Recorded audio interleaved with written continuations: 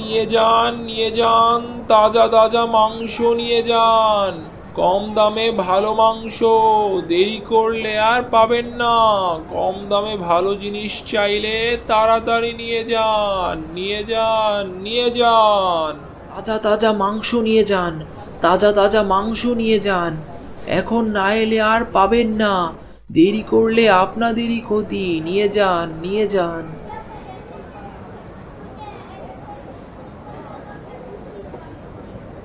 ভাই, মাংসের কেজি কত? প্রতি কেজি 100 টাকা। বলো কি গো, তোমার কাছে মাংসের এত কম দাম? হ্যাঁ ভাই, আমি কম দামেই মানুষকে মাংস দিতে ভালোবাসি, যাতে খেয়ে পরে তারা বাঁচতে পারে। আচ্ছা, তাহলে আমাকে 1 কেজি মাংস প্যাকেট করে দাও। হ্যাঁ ভাই, দিচ্ছি, একটু দাঁড়াও।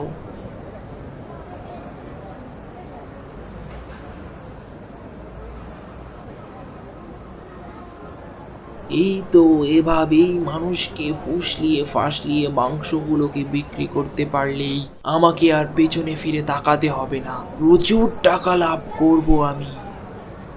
তো বাবা, মাংস কত করে দিচ্ছ? তাজা মাংস 180 টাকা প্রতি কেজি। তো কতটুকু দেবো আপনাকে? বলো কি গো ভাই, ওইদিকে নাজিম তো 100 টাকা করে প্রতি কেজি মাংস দিচ্ছে, আর তুমি দিচ্ছ 180 টাকা। এ তো রীতিমতো দিনে দুপুরে ডাকাতি। না কাকা, ওই নাজিম বাসি পচা মাংস বিক্রি করে, তার জন্যই ও এত কম দাম রাখে। আরে রাখো তোমার তাজা মাংস, সকাল সকাল মিথ্যে কথা বলার জায়গা পাও না। ও যদি পচা মাংসই বিক্রি করে, তাহলে ওর দোকানে এত ভিড় কেন? আসলে মানুষ তো বুঝতে পারে না, তাই ওর দোকানে ভিড় জমিয়ে বসে আছে। আর তুমি বুঝি সব বুঝে বসে আছো? অদ্ভুত লোক। তুমি তোমার মাংস নিয়ে এইখানেই বসে থাকো, আমি নাজিমের দোকানে চললাম।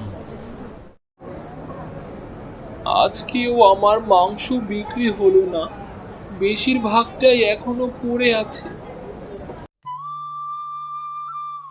বউ, ও বউ, কোথায় গেলে? আমি বাজার থেকে চলে এসেছি। কি হয়েছে তোমার? এই দুপুরবেলা চিৎকার করে মাথা খাচ্ছ কেন? না মানে, বলছিলাম বলছিলাম যে আমি বাজার থেকে এসেছি। তো আমাকে কি উদ্ধার করে দিয়েছো নাকি? হাত পা ধো, আমি গিলার ব্যবস্থা করছি। কই গো বউ, আর কতক্ষণ বসে থাকবো? এইবার তো খাবারটা নিয়ে আসো।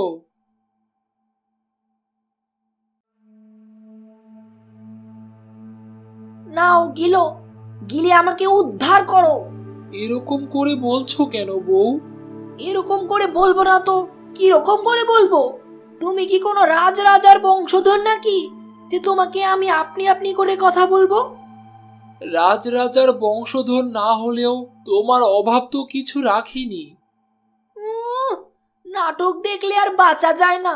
আমার কোন অভাবটা পূরণ করেছো শুনি? বাজার থেকে মাংস বিক্রি করে যা টাকা রোজগার করে আনো, তাতে কোনো রকম টেনে টুনে সংসারটা চলে যায়। বেশিরভাগ মাংসই তো তোমাকে ফেলে দিতে হয়। তো কি করব বউ? বেঁচে যাওয়া মাংস রেখে দিলে তো এমনিতেই পচে যাবে, তখন তো সেই পচা মাংস এমনিতেই ফেলে দিতে হবে। কেন? নাজিম ভাই কি মাংসগুলোকে ফেলে দেয়? ও বেঁচে যাওয়া মাংস পরের দিন আবার বিক্রি করে, আর কত লাভ করে তুমি কি তা জানো? কিন্তু এটা করা কি ঠিক? তুমি বলো না, মানুষের সাথে বিশ্বাসঘাতকতা করলে একদিন না একদিন বিশ্বাসঘাতকতার ফল ঠিকই পাওয়া যায়। তোমার জ্ঞান শুনতে আমি এখানে আসিনি। তোমার জ্ঞান শুনে শুনে এত বছর কাটিয়ে দিলাম। এবার একটু বেশি ইনকামের ধান্দা করো তো দেখি, না হলে এই বউকে হারাবে বলে দিলাম। ঠিক আছে, পথে বেশি টাকা উপার্জন করছি ততক্ষণ আমি আর এই বাড়িতে ফিরবো না। এই আমি চললাম।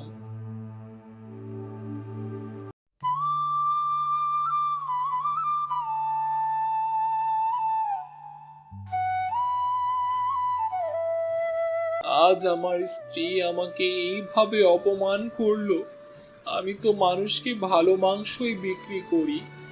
এই হাটে যদি সবাই পচা মাংস খেতে চায় তাহলে আমার ব্যবসা হবে কিভাবে?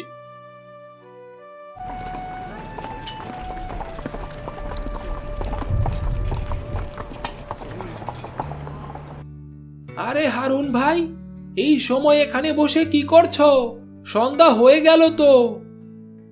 আর বলো না ভাই, ঘরে স্ত্রীর সাথে ঝগড়া করে আমি সেই বাড়ি ছেড়ে চলে এসেছি। বলো কি গো, এখন তুমি যাবে কোথায়? যাবার তো কোনো জায়গা নাই ভাই, দেখি রাতটা এই জঙ্গলেই কাটিয়ে দিতে পারি কিনা। না না, এটা কেমন কথা? আমার বাড়ি থাকতে তুমি জঙ্গলে রাত কাটাবে কেন? আসো, তুমি এসে গরুর গাড়িটিতে বসে পড়ো। মুখ দেখে তো মনে হচ্ছে সকাল থেকে নাওয়া খাওয়া হয়নি। চলো, আমার সাথে চলো।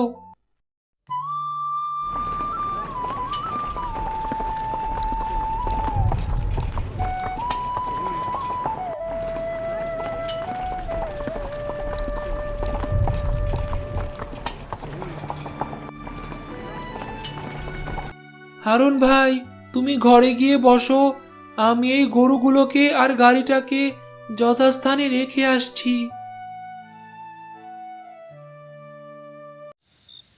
হারুন ভাই, এখন বলো দেখি, তুমি হঠাৎ বউয়ের সাথে ঝগড়া করে বাড়ি ছেড়ে চলে আসলে কেন? কি আর বলবো ভাই, আমার রোজগার তেমন একটা হয় না, স্ত্রীর কোনো ইচ্ছেই আমি পূরণ করতে পারি না, তাই এই অশান্তি। কেন গো হারুন ভাই, তুমি তো অনেক সৎ ব্যবসায়ী, তোমার এরকম হাল হলো কিভাবে? আমি সৎ হলে কি হবে, ওই নাজিম আমাদের বাজারটাকে পচা মাংসের বাজার বানিয়ে দিয়েছে। মানুষকে কম দামে পচা মাংস খাইয়ে খাইয়ে অভ্যস্ত করে তুলেছে। আচ্ছা, বুঝতে পেরেছি, এর জন্যই গ্রামের মানুষেরা বেশি দাম দিয়ে ভালো জিনিস তোমার কাছ থেকে খেতে চায় না, এটাই তো? একদম ঠিক বলেছ। এখন কি করব আমি জানি না। তোমার কোনো চিন্তা করতে হবে না হারুন ভাই, কাল থেকে তুমি আমার সাথে রানীগঞ্জের বাজারে যাবে। রানীগঞ্জের বাজার? সেখানে কি আমি ব্যবসা করতে পারবো? আরে ভাই, আমার মতো একজন মানুষ যদি ওই বাজারে বইপত্র ওঠা নামানোর কাজ সকাল থেকে সন্ধ্যা পর্যন্ত পায়, তাহলে তুমি ব্যবসা করতে পারবে না কেন? ওইখানকার মানুষ খাঁটি জিনিস খেতে খুব পছন্দ করে। ঠিক আছে, তাহলে আমি কাল থেকে তোমার সাথেই বাজারে যাব।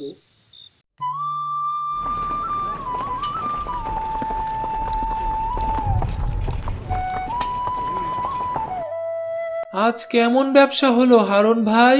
দারুণ হয়েছে গো ভাই, তুমি যদি না থাকতে তাহলে আমি বাজারের সন্ধান কোনো দিনও পেতাম না। এখানকার মানুষ অনেক ভালো। হ্যাঁ, তোমাকে বললাম না, তুমি যদি তাদেরকে নির্ভেজাল জিনিস খাওয়াতে পারো তাহলেই ওরা তোমাকে মাথায় করে রাখবে। হ্যাঁ গো ভাই, এখানকার মানুষ ওইখানকার পচা মাংসের বাজারের মতো না, এরা ভালো জিনিস আর পচা জিনিসের পার্থক্য বোঝে। ঠিক আছে, এখন গরুর গাড়িতে উঠে বসো, আমারও আজকের কাজ শেষ হয়ে গেছে, চলো এবার বাড়ি ফিরতে হবে।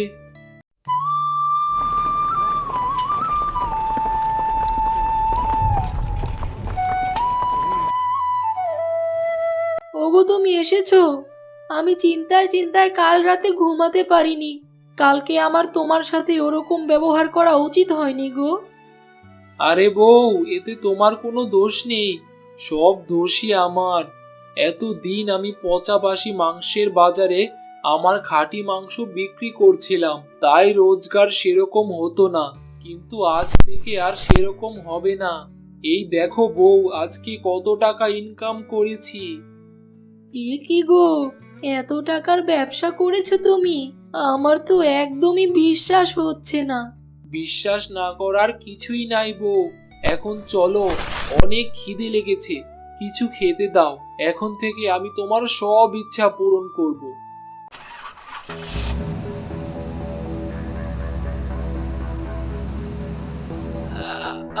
আপনারা কারা ভাই? কতটুকু মাংস দেব বলুন? আমরা ফুড ইন্সপেক্টর ডিপার্টমেন্ট থেকে এসেছি। আমাদের কাছে খবর এসেছে আপনার দোকানে পচা মাংস বিক্রি হয়। না না ভাই, আপনারা এগুলো কি বলছেন? আমি এরকম কাজ করব কেন? এটা আমরা বুঝে নেব। এই মুহূর্তে আপনার মাংসের ওপর একটা কেমিক্যাল দেব। যদি আপনার মাংস ভালো হয় তাহলে সেটি কোনো রকম বিক্রিয়া করবে না, আর যদি খারাপ হয় তাহলে নীল বর্ণ ধারণ করবে।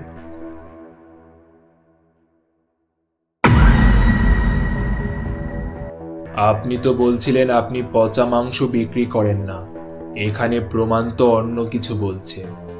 এই বাজারের মানুষকে পচা মাংস বিক্রি করার জন্য আপনাকে অ্যারেস্ট করা হলো।